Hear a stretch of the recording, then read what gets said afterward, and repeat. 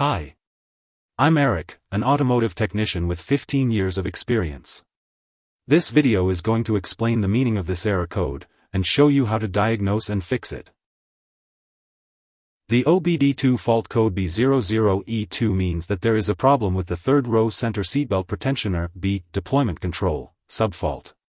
This indicates an issue with the seatbelt pretensioner system, which is designed to tighten the seatbelt in the event of a collision to reduce the risk of injury. When you encounter this OBD error, the vehicle typically exhibits the following symptoms. 1. Airbag warning light is on. 2. Seatbelt pretensioner system is not functioning properly. Now we talk about possible causes, and how to diagnose and fix. Loose wiring or connections. Check the wiring and connections of the third row center seatbelt pretensioner for any loose or damaged components. Use a multimeter to test for continuity and ensure proper connections. Tighten any loose connections and repair or replace any damaged wiring or components as needed. Faulty third row center seatbelt pretensioner.